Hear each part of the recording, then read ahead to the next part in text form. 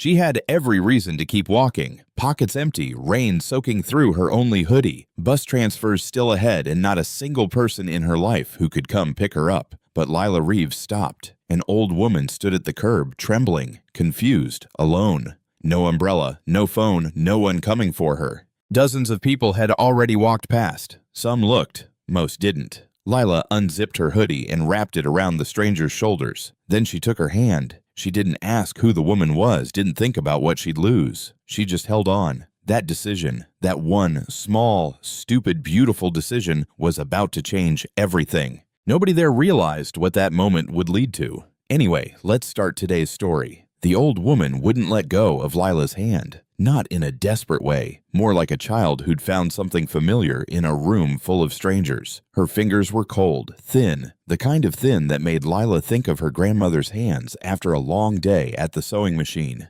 "I need to go home," the woman whispered. "The blue door. My son will worry." "Okay," Lila said. "What's your address?" The woman blinked, looked around, then looked at Lila like she'd just asked the question in a language she didn't speak. No ID, no phone, no purse, just the paper bag soggy, pressed against her ribs. Inside, a half-eaten blueberry muffin and a pharmacy receipt so wet the ink was bleeding. Lila pulled out her cracked phone, dialed 911, got transferred to the non-emergency line. A recording told her the estimated wait was long. She looked at the woman, still trembling, still holding her hand. She couldn't leave her here. Grandma Alma's apartment sat on the third floor of a building where the elevator had been broken since before Lila could remember. 2 bedrooms, 1 bathroom, a kitchen so small you had to turn sideways to open the fridge. But it was clean, it was warm, and it smelled like whatever Alma had been pressing with her iron that afternoon. Cotton and starch and something faintly like lavender. Alma was at her sewing machine when the door opened. She looked up, saw Lila, saw the stranger. Her hand stopped moving. "Baby. Who is this?" "I found her at the bus station," Lila said. "She's confused. She can't remember where she lives. I called 911, but they said the wait was long. I couldn't just leave her there." Alma held up a hand. That was enough. She stood, walked to the stove, put the kettle on. Then she pulled the old quilt from the back of the couch, the one with the mismatched squares she'd sewn from fabric scraps over many years, and wrapped it around the woman's shoulders. "Sit down, sweetheart," Alma said. Not to Lila. To the stranger. The woman sat. Her eyes moved slowly across the apartment. The faded wallpaper, the photos on the shelf, the small wooden cross above the doorframe. Something in her face softened, like a knot loosening. Alma placed a cup of tea in front of her, then a bowl of soup, chicken and rice made that morning, stretched to last several days. The woman took a sip, closed her eyes. "You have kind hands," she said to Alma. Alma sat down across from her. "Kindness ain't expensive. That's why anybody can afford it." Lila leaned against the kitchen door frame, watching. This was the woman who raised her. This was the house she grew up in. No money, no connections, no safety net. But when a stranger showed up soaking wet and scared, the kettle went on. The quilt came out. No questions asked. That was the only inheritance Alma had to give, and it was more than enough. Not far away, a different kind of evening was unfolding. The Caldwell estate sat behind iron gates at the end of a stone driveway lined with oak trees older than the state constitution. Inside, the study smelled like leather and old paper. A grandfather clock ticked in the corner, the only sound besides Grant Caldwell's shoes on the hardwood floor. He was pacing. Retired federal judge, silver hair, sharp jaw, posture like a man who'd spent decades commanding courtrooms. But tonight, his hands were shaking. His mother had been missing. "She left the house around noon," said Lydia Holbrook, standing near the desk with a phone pressed to her ear. Mid-50s, tailored blazer, the kind of composure that looked professional from a distance, but felt like armor up close. "The caretaker said she stepped out for a walk and didn't come back." Grant stopped pacing. "She has dementia, Lydia. She was supposed to have a caretaker with her at all times. That's why we pay for one." Lydia's expression didn't crack. "I understand. I'm coordinating with the police now." "Coordinate faster." Grant picked up his own phone, dialed a number he hadn't used in a while. "Knox, it's Grant Caldwell. I need you to find my mother tonight." On the other end of the line, Knox Moore picked up on the second ring. Private investigator, ex-military, the kind of man who answered calls late without asking why. He said 3 words. "Send me everything." Grant hung up. He stood at the window. Rain streaked the glass. Somewhere out in that rain, his elderly mother was alone, confused and afraid. He pressed his forehead against the cold glass. "Where are you, Mom?" Not far away, Beatrice Caldwell was sitting in a tiny kitchen, wrapped in a handmade quilt, drinking chicken soup made by a stranger. She didn't know where she was, but for the first time since she left, she felt safe. Early the next morning, Lila's alarm buzzed from the cracked phone on her nightstand. She reached over and silenced it without opening her eyes. A few seconds of stillness. That was all she allowed herself. Then she got up. First thing she did was check the couch. The old woman was still there, curled under Alma's quilt, breathing slow and steady, calmer than the night before. Whatever storm had been running through her mind seemed to have quieted, at least for now. Lila moved through her morning the way she always did, quiet, efficient, like someone who'd learned a long time ago that the world doesn't wait for you to be ready. She opened the fridge, half a carton of eggs, a few slices of bread, a container of leftover rice. She packed a lunch for school, 2 slices of bread with peanut butter, an apple starting to wrinkle, a bottle filled with tap water. She ironed her school uniform on the kitchen counter because they didn't own an ironing board.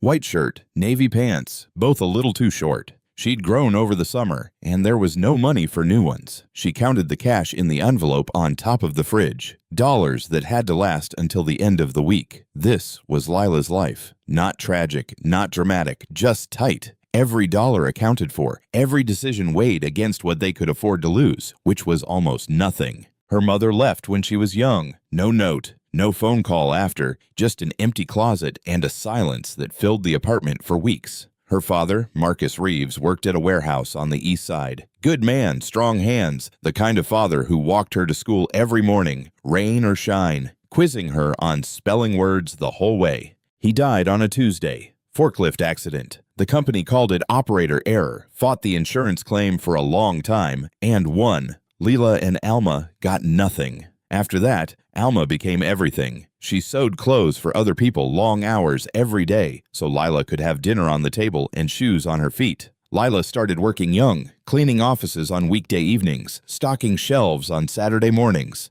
Every dollar went into a jar labeled future. She didn't know what that future looked like yet, but she knew it started with community college, and community college started with money she didn't have. She wasn't bitter. She was tired. There's a difference most people never bother to understand. That morning, Lila sat at the kitchen table with the paper bag from the night before. The pharmacy receipt was damp but readable. A prescription for donepezil, early-stage dementia, prescribed to Beatrice Caldwell. The pharmacy address was across town, deep in the wealthy part of the city where Lila had never been. She typed the name into her phone. Screen loaded slow, the way it always did. Then a photo appeared. A society page from a charity gala. A woman in a cream-colored gown standing next to a tall, silver-haired man in a tuxedo. Caption: Beatrice Caldwell and her son, retired federal judge Grant Caldwell, at the annual Caldwell Foundation benefit. Lila stared at the screen, then looked at the couch. Same woman, thinner, more fragile,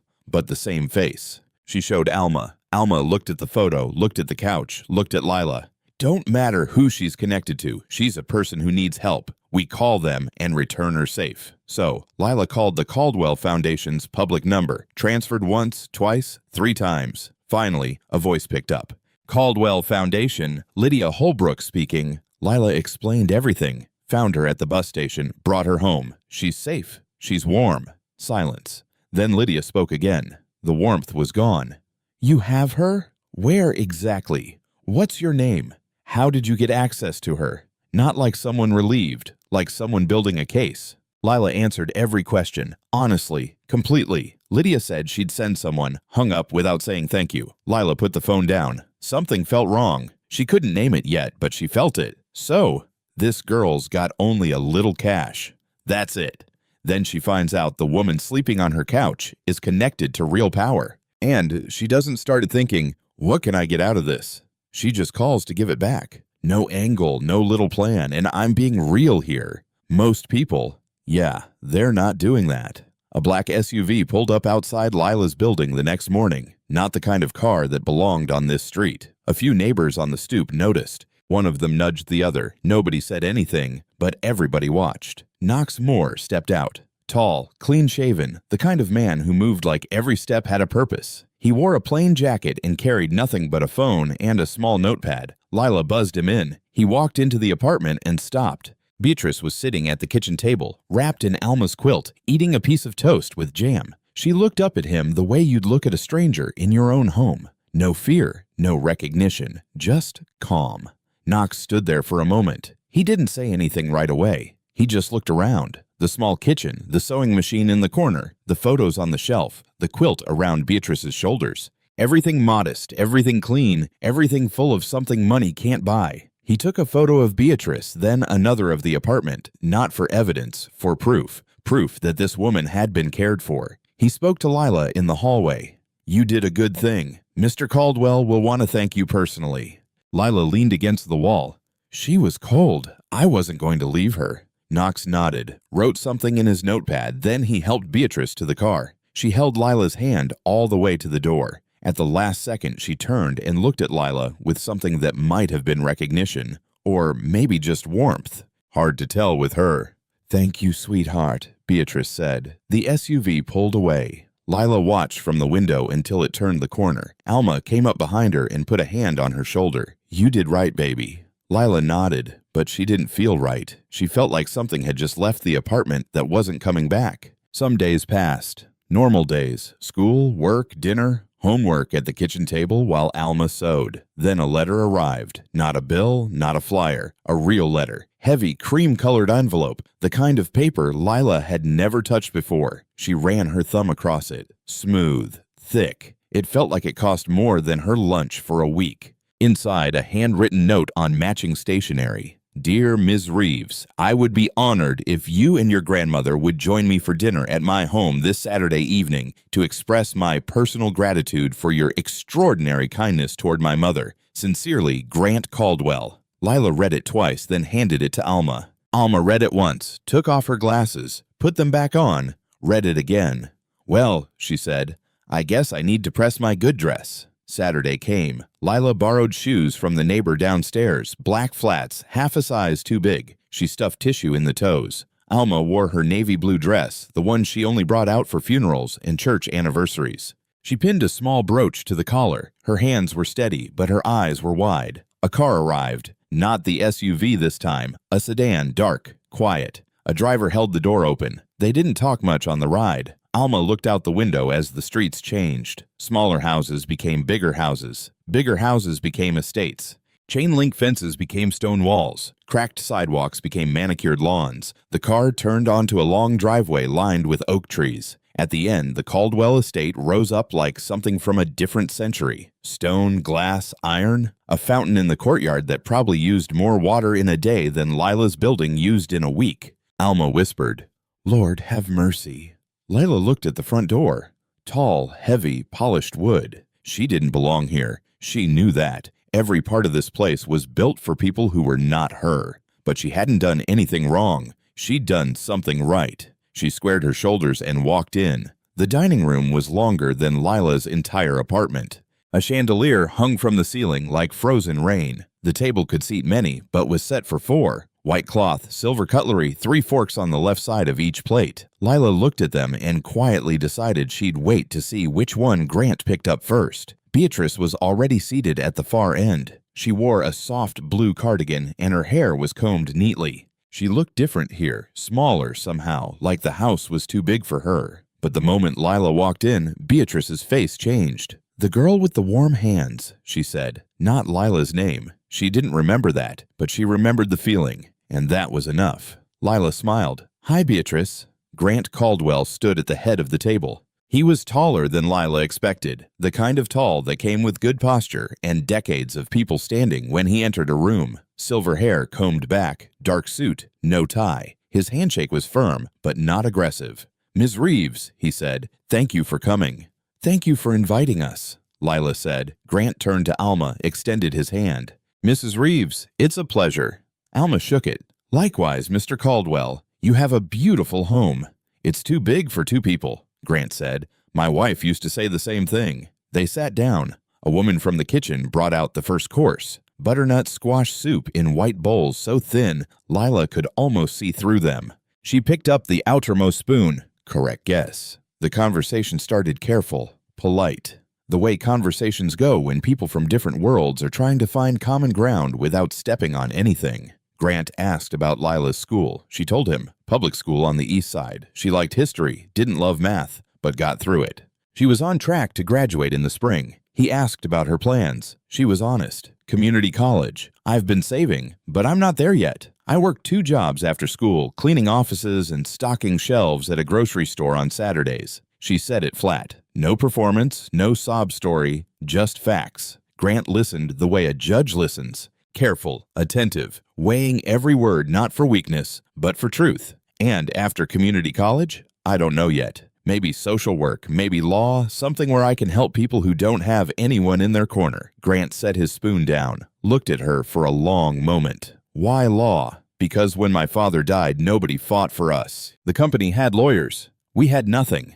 I was young, and I remember thinking, if we had someone who knew how to fight with words instead of fists, maybe things would have been different. The table went quiet. Not uncomfortable, just still. The kind of still that happens when someone says something true and everybody in the room feels it. Alma looked down at her soup. Her jaw was tight. She didn't talk about Marcus much. Some wounds close, but never heal. Beatrice broke the silence. She reached across the table and patted Lila's hand. You remind me of someone, she said softly. Then she frowned, trying to catch the memory. It slipped away. She smiled anyway. The main course came. Roasted chicken, green beans, potatoes. Food that was simple but prepared like art. Lila ate slowly, not because she wasn't hungry, because she wanted to remember this. Halfway through dinner, Grant and Alma discovered something. Alma had done alterations for a law firm downtown many years ago. One of the senior partners was a man named Warren Brennan, who happened to be Grant's former colleague on the federal bench. Warren always had his suits tailored too tight, Alma said. Grant laughed, a real laugh. He still does. The room warmed, not from the fireplace, from something simpler. After dinner, Grant asked Lila to walk with him. They moved through a hallway lined with framed photos, Grant shaking hands with governors, Grant at a podium, Grant with his late wife at some event where everyone wore black tie and smiled like they meant it. His study was at the end of the hall, walls lined with legal books, a mahogany desk the size of a small boat, framed commendations, awards, letters from senators. Lila stood in the middle of the room and didn't touch anything. Grant sat on the edge of his desk, casual, like he was trying to make the room feel less intimidating. Lila, I chair the Caldwell Foundation. We fund scholarships for young people of extraordinary character. Not just grades, not just test scores, character. Lila didn't say anything. She waited. I'd like to offer you a full scholarship, tuition, books, living stipend to the university of your choice. The room tilted just slightly, just enough that Lila reached for the back of the chair next to her.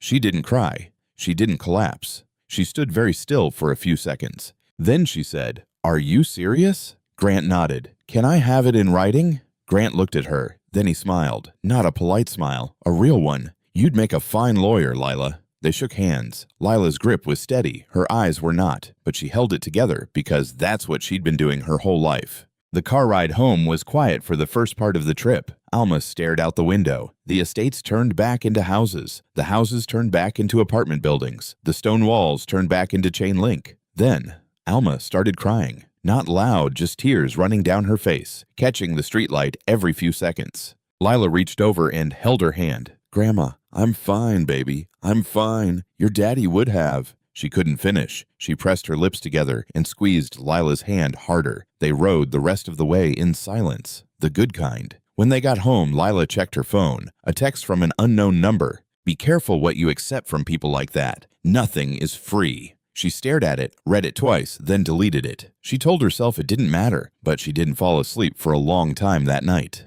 Meanwhile, back at the estate, Lydia Holbrook stood in the doorway of Grant's study, arms crossed. The same posture as always, but something sharper behind it. You barely know this girl, Grant. A background check at least. Grant didn't look up from his desk. She gave my mother the coat off her back, Lydia. That's all the background I need. Lydia nodded. Of course. She turned and walked down the hallway. Her heels clicked on the marble, steady, measured, the sound of someone who was already thinking steps ahead. And none of those steps included Lila Reeves getting any closer to this family. For a little while, things were good. Not perfect, not easy, but good. And for Lila, good was more than enough. She started the scholarship paperwork on an evening at the kitchen table. Forms she'd never seen before. Words like institutional verification and disbursement schedule. She Googled every term she didn't understand, which was most of them, but she filled out every line, carefully, in black ink. No mistakes.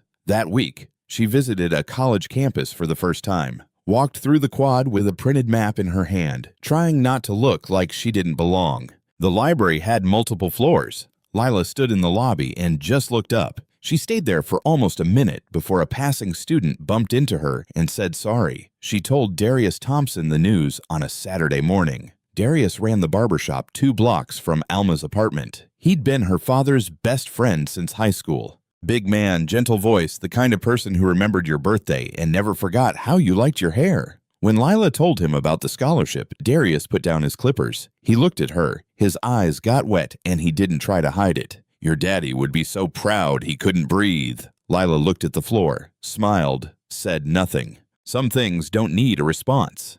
That Sunday, Pastor Harlan Brooks mentioned it during service. Small congregation. When he said Lila's name, they clapped. She ducked her head, embarrassed, but she was smiling so hard her cheeks ached. Alma pinned the scholarship acceptance letter to the fridge with a magnet shaped like a sunflower. And then there was Beatrice. Grant called midweek. His mother had been asking for the girl. Would Lila mind visiting? She went after school. They sat in the garden behind the estate. The afternoon was warm. Beatrice was lucid that day, clear-eyed, present. She told Lila about her late husband, about raising Grant alone after he passed, about how people always assumed money made things simple. People forget, Beatrice said, that money doesn't make you warm. They sat together until the sun dropped low.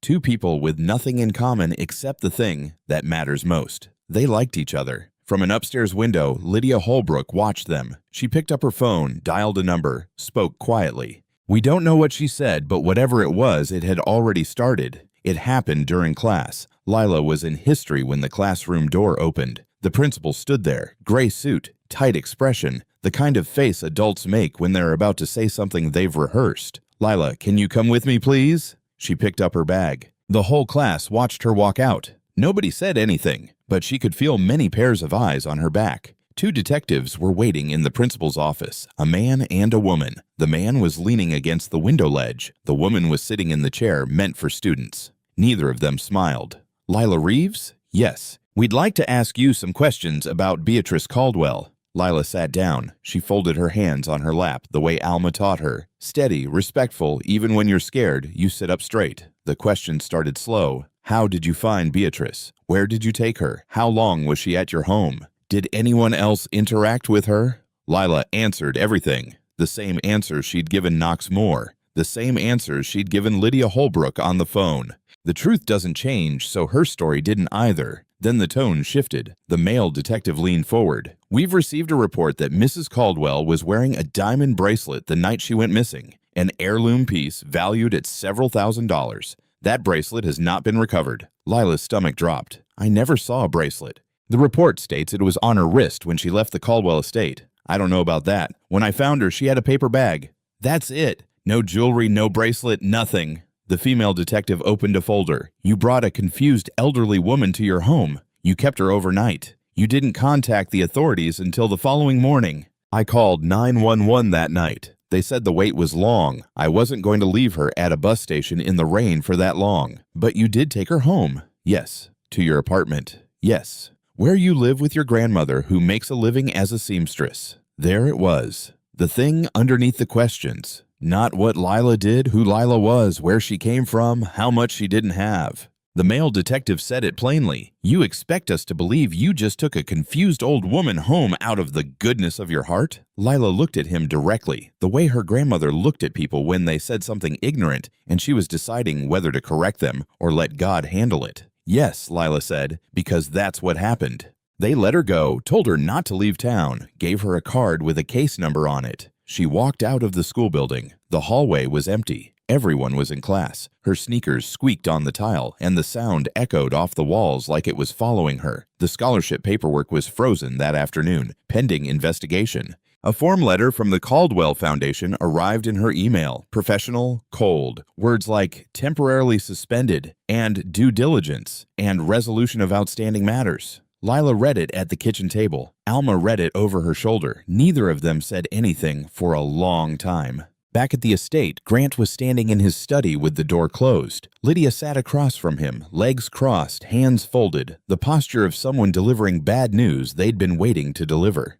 "I noticed the bracelet was missing the day after Beatrice returned," Lydia said. "I didn't want to say anything at first. I hoped it would turn up, but it hasn't." Grant's face was tight. "You filed a police report without telling me?" "I filed it to protect the family, Grant. That bracelet belonged to your mother. It's been in your family for generations. And you think this girl took it?" Lydia paused, measured. "I think a young girl from that neighborhood had your mother in her apartment overnight with no supervision. I think the bracelet was there when Beatrice left this house and gone when she came back. I'm not making accusations. I'm asking you to consider the possibility." Grant didn't respond right away. He turned to the window, the same window he'd pressed his forehead against the night Beatrice went missing. "Grant, I know you want to see the best in people," Lydia said, softer now, almost gentle. "But this girl comes from nothing. That bracelet is worth more than her grandmother makes in a year. You have to at least consider it." The words hung in the room. Grant said nothing, and his silence was louder than anything Lydia could have hoped for. The story spread fast. A local blog picked it up first.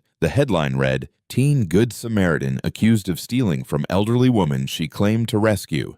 The comment section filled within hours. Some people defended Lila, most didn't. The ones who didn't used words that made it clear this wasn't about a bracelet. It was about a black girl in a white woman's house. It was about what people assumed when they saw those two things next to each other. At school, friends stopped being friends. Not all of them, but enough. The girls who used to save her a seat at lunch suddenly had full tables. A teacher she liked avoided eye contact in the hallway. At the grocery store, her Saturday morning manager pulled her aside. "Maybe take some time off, Lila, just until this blows over." He said it like he was doing her a favor. Lila walked home that evening. It was raining again, the same kind of rain as the night she found Beatrice, heavy, steady, the kind that soaks through everything. She sat on the stoop of her building. She didn't have her hoodie. She'd given it away that night at the bus station and never got it back. She sat there in the rain, arms around her knees. No umbrella, no hood, just her. Alma came outside. She didn't have an umbrella either. "Ishar." She sat down next to Lila on the wet concrete, close enough that their shoulders touched. She didn't say, "It'll be okay." She didn't say, "God has a plan." She didn't say any of the things people say when they don't know what else to offer. She said, "You know who you are. Don't let nobody rewrite that." Lila's eyes were red. "Maybe I should just give it up. The scholarship, all of it. Stop trying to be in spaces where I don't belong." Alma turned and looked at her granddaughter hard, the way she looked at fabric before she cut it. Precise, certain. "Baby, you belong wherever your character takes you, and your character took you to a woman in the rain. Don't you dare apologize for that." Lila leaned into her grandmother's shoulder. The rain kept falling. Neither of them moved. Knox Moore couldn't sleep. It had been several days since the police report, several days since the story hit the blog, several days since a young girl's name became something people typed next to words like thief and suspect and worse. And something about it didn't sit right. He sat at his desk in his apartment. Small place. Neat. The desk was covered with notes and printouts from the Caldwell case, not the bracelet case, the original one, the night Beatrice went missing. He pulled up the photos he'd taken at Lila's apartment that morning. The kitchen. The quilt, Beatrice eating toast, Lila standing in the hallway with her arms crossed, not asking for anything, not performing anything, just a tired girl who'd done a decent thing. No bracelet in any of the photos, not on Beatrice's wrist, not on the table, not anywhere. Knox opened his notepad, flipped to the page from his first conversation with Lydia Holbrook. She had told him Beatrice was wearing the bracelet when she left the estate that afternoon. That was the foundation of the entire accusation. But Knox had also obtained the caretaker's daily log, standard procedure for dementia patients. Every medication, every meal, every personal item documented. He found the entry for that day. Eleanor's jewelry removed before afternoon walk per routine. Bracelet, ring, and necklace placed in bedroom jewelry case. Knox read it again, then a third time. The bracelet was removed before Beatrice left the house. She never had it on when she wandered to the bus station. She never had it on when Lila found her, which meant it was never in Lila's apartment, which meant someone was lying. Knox dug deeper. He requested financial records from the Caldwell Foundation through a contact at the auditing firm. What came back made him put his coffee down and sit very still for a long time. Small transfers, dozens of them, spread across several years. Money moved from the foundation's operating accounts into a third-party vendor that, as far as Knox could tell, didn't actually exist. The payments were approved by the same person every time. Lydia Holbrook. The total was significant. Knox understood now. The bracelet accusation was never about a bracelet. It was about distance. Lydia needed Lila away from the family, a girl that close to Grant, that close to Beatrice, spending time in the house, asking innocent questions, noticing things. Sooner or later, she might see something Lydia couldn't afford to have seen. The accusation was a wall, built fast, built ugly, designed to keep a young girl too scared and too busy defending herself to ever set foot in that house again. Knox picked up his phone and called Grant. "We need to talk in person tonight." They met in Grant's study, door closed. Knox laid it out. The caretaker's log, the photos, the financial records, every piece, one by one, like a lawyer building a case. Which made sense. He was talking to a man who'd spent his career listening to exactly this kind of evidence. Grant didn't interrupt. He sat in his leather chair and listened with his hands folded. His face didn't move, but his knuckles turned white. When Knox finished, the room was quiet. "How long?" Grant asked. "At least several years, maybe longer. The early records are harder to trace." Grant closed his eyes. He had trusted this woman for a long time. She managed his calendar, his household, his mother's care, his foundation's finances. She was the last person he spoke to most nights and the first voice he heard most mornings. And she had been stealing from him the entire time. But that wasn't what made his chest tight. What made his chest tight was a girl sitting on a wet stoop in the rain. A girl with no hoodie and no lawyer and no one in her corner except an elderly seamstress. A girl he had almost believed was a thief because a woman in a tailored blazer said the right words in the right tone at the right time. He opened his eyes. "I need to see Lila." Knox nodded. "I'll drive." Grant shook his head. "No, I'll drive myself." Grant Caldwell drove himself to Lila's neighborhood for the first time in his life. No driver, no SUV. A silver sedan that looked expensive on his driveway, but ordinary on these streets. He parked on the curb in front of Lila's building. A group of teenagers on the corner glanced at him. An old man on a folding chair near the entrance watched him walk to the door without saying a word. Grant pressed the buzzer for apartment 3B. Alma's voice came through the speaker, careful, guarded. "Who is it?"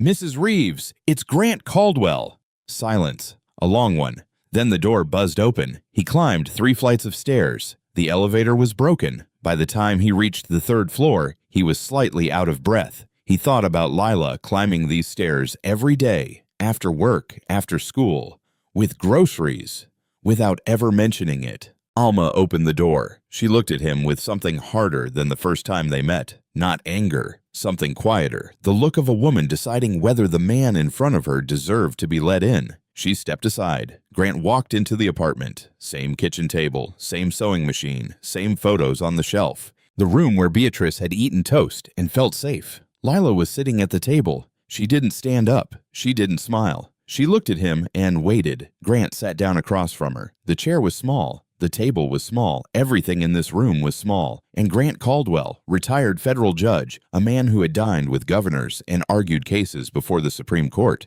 sat in this tiny kitchen and felt the full weight of what he had almost allowed to happen.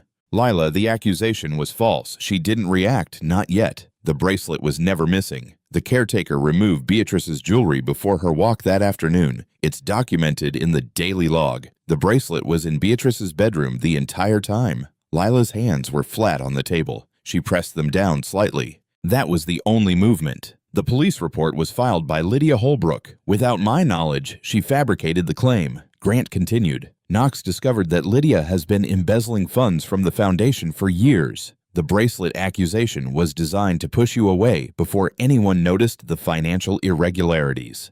The refrigerator hummed. Somewhere outside, a car horn honked. "The scholarship is reinstated immediately. I've contacted the police to have the report formally withdrawn and expunged." He looked at his hands, then looked at Lila. "I'm sorry. I should have questioned it the moment Lydia brought it to me, instead of allowing even 1 second of doubt. You deserve better." "Both of you did." He looked at Alma when he said the last part. Her arms loosened just slightly. Lila was quiet for a long time. "I'm glad you believe me, but I need you to know something. I would have been telling the truth even if you didn't." Grant nodded slowly. "Character isn't what you do when people watch," he said. "It's when they don't." He said it like he was hearing it for the first time, like a man who'd spent his career judging others and was only now understanding what that word really meant, because a young girl with little cash and borrowed shoes had taught it to him. He shook Lila's hand, shook Alma's hand, walked down 3 flights of stairs, and sat in his car for a while before starting the engine. The next morning, Grant found Lydia at her desk. Laptop open, coffee untouched. She looked up when he walked in and immediately knew. He placed a folder on her desk. The caretaker's log, the financial audit, Knox's report. "I trusted you for a long time, Lydia." She opened the folder. Her face changed with each page. Not shock, recognition. The face of someone who always knew this moment would come and had simply been betting it wouldn't today. "I was protecting you, Grant. That girl could have been anyone. She was someone who helped my mother when you were supposed to be watching her. Grant, if you would just let me explain the caretaker, you dismissed her early that afternoon to save costs. Except you didn't save anything. You pocketed the difference. And because you sent her home, my mother walked out alone and ended up lost in the rain." Lydia's mouth opened. Nothing came out. "You'll hear from my attorneys and the police." He walked out, closed the door, didn't look back. Sometime later, Grant read a brief statement to a small group of local journalists at the foundation office. He acknowledged Lila's kindness publicly. He stated that the accusation was baseless and driven by a trusted employee's personal agenda. He did not name Lydia. The blog that ran the original story published a retraction. The comments shifted. Not all of them. Some people never changed their minds, but enough did. At school, classmates started talking to Lila again, saving her a seat, saying things like, "I always knew it was wrong." Lila was gracious. She smiled, said thank you, but she noticed who had stayed and who had left. She wouldn't forget either. That week, Lila visited Beatrice at the estate. Beatrice was having a good day, bright, lucid. Sitting in the garden when Lila arrived, smiling before Lila even said hello. Beatrice took Lila's hand, the same way Lila had taken hers at the bus station. Gentle, certain. "I don't always remember things, sweetheart, but I remember how you made me feel safe." She reached into her cardigan pocket and pulled out a small card, yellowed, handwritten, a recipe for lemon cake, her late husband's favorite. "Family recipes are for family," Beatrice said. Lila held the card in both hands. She didn't say anything. She just held it, the way you hold something worth more than money. Because it was. Later, Lila Reeves moved into a college dorm room. First time in her life she had a room to herself. 4 walls, a desk, a bed that was hers and only hers, a window looking out onto a quad where students walked between classes carrying books and coffee, and futures they probably took for granted. Alma came to help her unpack. She brought a suitcase, a box of kitchen essentials, and the sunflower magnet from the fridge. They didn't have much. It didn't take long. Lila pinned 3 things above her desk: the scholarship acceptance letter, a photo of her father standing outside the warehouse where he worked, smiling, arms crossed, looking like a man who believed tomorrow would be better than today, and Beatrice's recipe card for lemon cake. Alma stood in the middle of the room and turned in a slow circle, touched the desk, ran her hand across the bedspread, looked out the window. "Your daddy would have carried every box up those stairs himself," she said, then sat right there on that bed and cried. Lila smiled. He would have pretended he wasn't crying. That too. They held each other for a long time, the kind of hug where neither person wants to let go first. That evening, Lila called Grant. Beatrice was doing well. New caretaker properly vetted. The foundation had been audited and restructured. Lydia was facing criminal charges. Grant had established something new. The Beatrice Caldwell Character Award, a scholarship for young people who demonstrate extraordinary kindness without expectation of reward. Lila was the first recipient. She would not be the last. A short time into the semester, a package arrived at her dorm. She opened it. Her hoodie, the one she'd given Beatrice at the bus station. Washed, folded, smelling like lavender. Next to it, a new one, same style, nicer fabric. A note in Grant's handwriting. Beatrice insisted we return the original. I insisted we add a spare. GC. Lila laughed. Put on the old one. Still fit. Still felt like her. She grabbed her backpack and walked out toward her first class. Halfway across the quad, she noticed a girl sitting alone on a bench, backpack on the ground, head down, the look of someone who had no idea where she was supposed to be and was too embarrassed to ask. Lila slowed down, stopped, sat next to her. "Hey, you okay?" The girl looked up, surprised, relieved. "I'm completely lost." Lila smiled. "Come on, I'll walk with you." They stood up together and headed across the quad, two strangers side by side. The same way it always starts. Some stories end with big moments, grand gestures, standing ovations. This one doesn't. This one ends with a hoodie, a cheap, worn-out, safety-pinned hoodie that a girl who had nothing gave to a woman she didn't know on a night when nobody was watching. That hoodie didn't change the world. It changed 2 lives, and maybe that's the same thing. Lila Reeves didn't ask for a scholarship. She didn't ask for a powerful man to notice her. She didn't ask for justice or vindication or a seat at anybody's table. She just saw a woman standing in the rain and thought, "She's cold." And that was enough. Beatrice Caldwell doesn't remember most days now. The dementia is slow but steady. But on her good days, she asks about the girl with the warm hands. And when Lila visits, Beatrice holds her hand the same way she did that first night, like she's holding on to proof that goodness is real. Lydia Holbrook is awaiting trial. The foundation has been restructured. The Beatrice Caldwell Character Award has already funded more scholarships for young people whose kindness spoke louder than their circumstances. And Lila, she's in her semester, still wearing the old hoodie, still stopping when other people walk past. Wait. Let me say this real quick. This is exactly why I told this story, because Lila reminded me of something simple. Kindness doesn't need a reason. It doesn't need people watching. She saw someone cold and she could help, so she did. That's it. And hey, if this story hit you at all, drop a like, share it, subscribe. We've got more stories like this coming.